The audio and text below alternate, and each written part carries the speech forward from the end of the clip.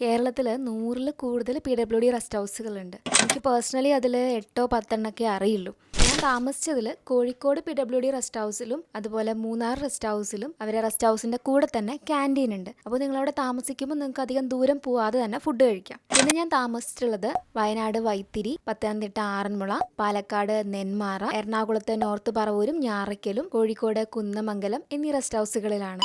ഈ പറഞ്ഞതിൽ നെന്മാറ ഒഴിച്ച് ബാക്കിയൊക്കെ സിറ്റി ഏരിയയിലാണ്. അപ്പോൾ നിങ്ങളുടെ റെസ്റ്റ് ഹൗസിൻ്റെ തൊട്ടടുത്തോ അല്ലെങ്കിൽ അവിടെ നിന്ന് ഇച്ചിരി നടന്നാലോ നിങ്ങൾക്ക് ഹോട്ടൽസ് അവൈലബിൾ ആയിരിക്കും.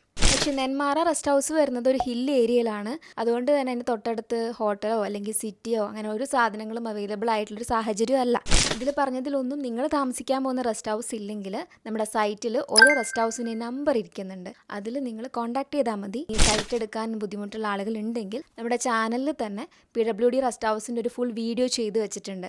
അതിൽ കേരളത്തിലുള്ള എല്ലാ PWD റെസ്റ്റ് ഹൗസുകളെയും കോൺടാക്ട് ചെയ്യാനുള്ള നമ്പർ കൊടുത്തിട്ടുണ്ട്. നിങ്ങൾക്ക് ആവശ്യമെങ്കിൽ ആ വീഡിയോ യൂസ് ചെയ്യാം. അതിൻ്റെ ലിങ്ക് ഞാൻ താഴെ കൊടുക്കാം കേട്ടോ.